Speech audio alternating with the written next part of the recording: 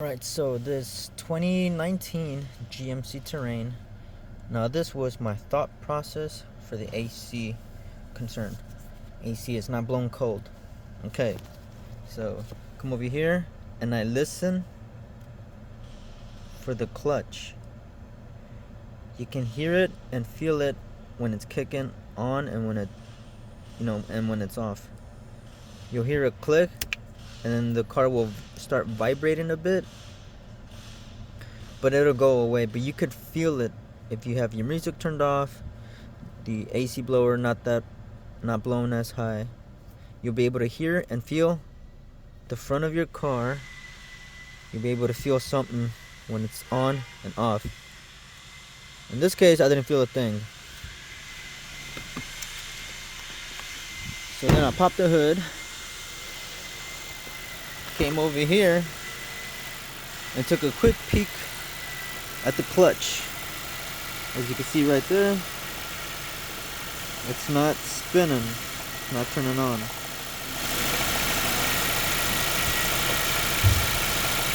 If I could get good focus right there. That front should be spinning. Obviously the drive belt is spinning, but that right there should be also spinning. So now I had to power issue. So I come to the fuse boxes. Alright, so if you don't know where your fuse box is, Google it or YouTube it. Type in 2019 GMC Terrain or whatever vehicle you have, fuse box locations. Most of the time there'll be a video showing where all the fuse boxes are at for your specific vehicle that you're looking into. YouTube or Google. Now, for my vehicle, it is labeled as AC clutch F09 and it's a 10 amp. And it's this fuse right there, 09. As you can see, it's that one. So I pulled it out, grab some pliers, pull it out, or grab a multimeter to check it. Here, let's go ahead and show you guys.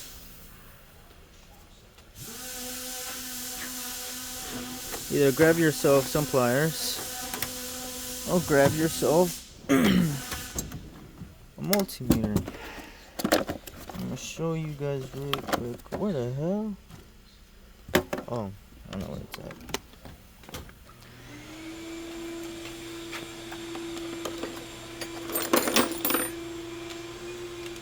Oh, I got a mess. Hold on.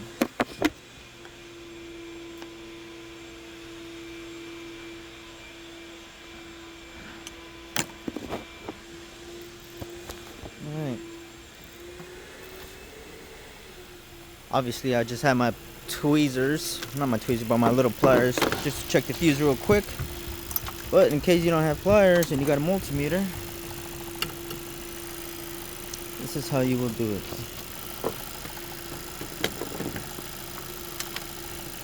Red with red and black with black.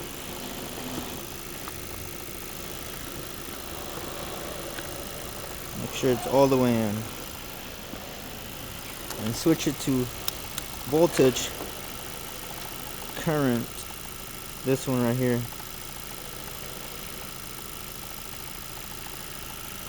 Now you ground this to the battery, ground it, and then you grab your positive lead to the fuse where that little metal is at. And you see voltage, it's reading 14 volts. Now you want to make sure you're reading both ends, okay? You have to read both. Okay, so this is a good fuse. So check here, this metal part right there.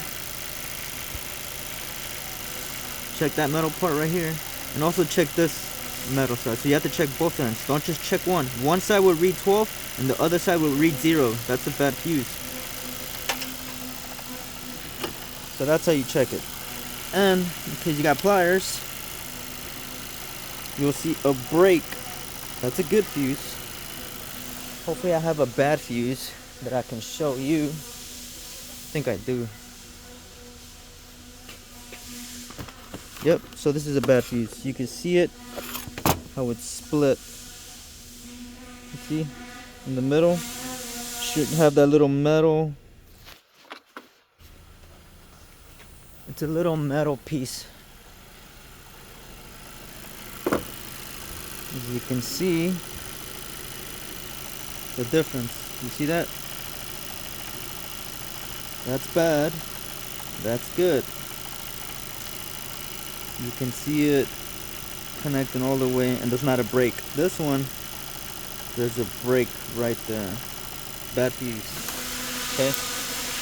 But our case, it's good. So we're just gonna put it back. Now, after I found out that the power was there, with the AC button turning on and off, I wouldn't feel anything. I would check the AC clutch. So my next guess was maybe I got an AC leak, right? So you get yourself a UV light. This is my regular light. Get yourself a UV light, ultraviolet light, and that will show you if you see a leak. It should be glowy green. It should be like a green dye, and you'll be able to see. That's the color of the dye. And as you can see right here, it's really hard to see, but you can see that green. Not this right here, but down here. It's a lot better in person, not so much in camera. But get yourself a UV light. If you don't have a UV light, just visually inspect the lines from the expansion valve all the way. Make sure there's no debris or dirt or oily, watery around the lines. Okay, if you don't have a flashlight. Visually inspect your condenser too. Make sure there's no damage, and like a puncture or damage, and you'll be able to see it as well. You'll see like a little water spot. That usually indicates a leak. In my case, the condenser was good. So I looked over here. Like I said, I was tracing the AC lines from the expansion valve all the way to the condenser and to the compressor, right? So I was following the lines, and as you can see right there, it's broken. Now this is the AC line. It just snapped. Let's see if I can get a better view.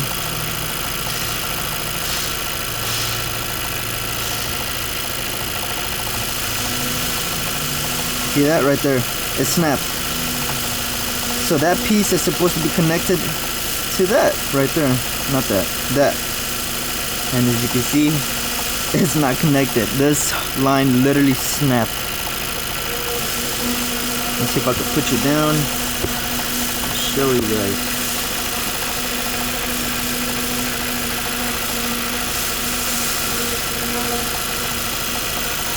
It's really hard. But this is the line that snapped. Okay? As you can see, that's connected, but it's not connected. See, it literally snapped. The metal fucking snapped. And this is the line. See, it's not supposed to be doing this. It's supposed to be connected. And that's where all the freon came out. So that was that was my thought process for an AC leak diag, or AC not working properly. So these are pretty easy. Some could be really complicated, really hard to find. This wasn't a really easy find, but this was my thought process. Now, okay, let's say I didn't find a leak, right? I did not find a leak. I evacuated my system. Oh, that's a whole different thing. Okay, so first I was in the vehicle, turned on the button, on and off, did not feel a thing. Came over here to see the AC clutch to see if it will engage. It did not engage. Then I went to go check my power. I did have power at the fuse. Now, after that, since I'm already up here, I could easily check for leaks. Okay? And I did find a leak. I found the AC line snapped. Now, if I didn't find the leak, my next process would be to check power directly going to the AC compressor. Alright? So this would involve me maybe lifting up the car or going under the car to access the connector to the compressor. Okay?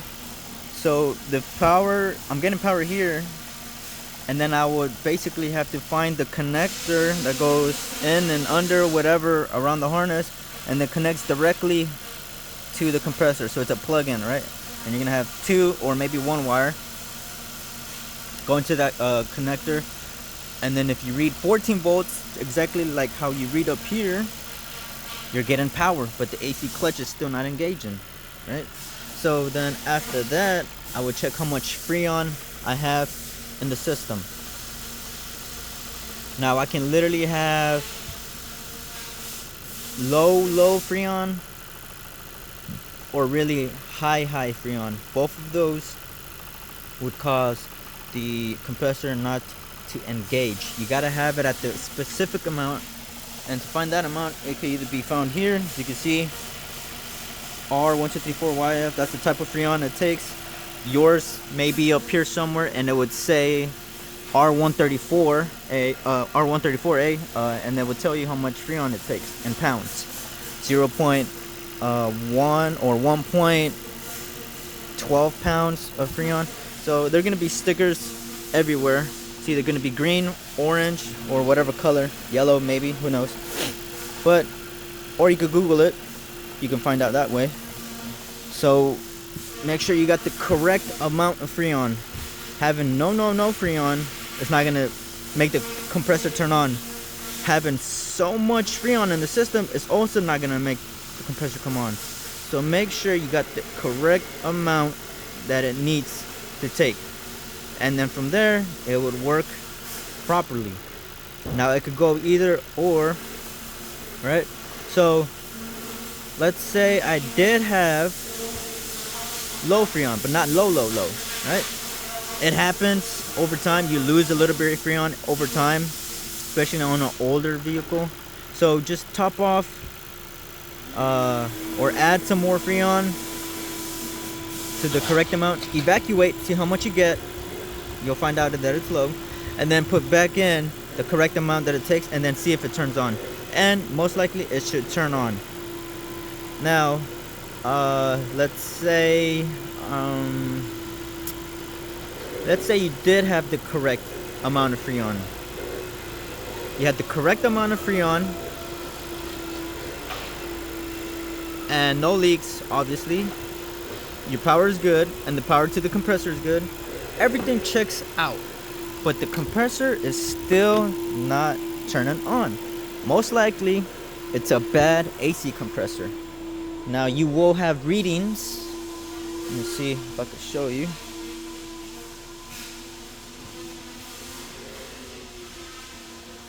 You will have readings once you have an AC machine hooked up to it. These are the readings you're gonna get. All right, so usually between 20 to 30 on the low side is really good, and over here 150 to 250 or 200 to 250 usually good readings, but you don't want it too high, so you want it about around here. Those are good readings on the high side, right? So if you're reading about 40, 45, 50, 60, if you're reading around this range with the turned on, hooked up and everything, bad AC compressor. Okay, that's a really bad one. Now another thing that if your readings are way too low, that's basically telling you that you're low on Freon as well. So if everything checks out good, most likely on your end it's a bad AC compressor, most likely. But in some cases it could be if your vehicle's really high tech or really new, you got more modules and just a whole bunch of computers. It could be a lot of things, but I'm just keeping it simple. Most likely it's an AC compressor issue on your end. So hopefully this helps you out. Taught you a little bit on the thought process, but that's pretty much how my thought process goes for all these AC issues. So yeah, hopefully it helped you guys out, and you guys stay safe. Let me know if you got your car fixed.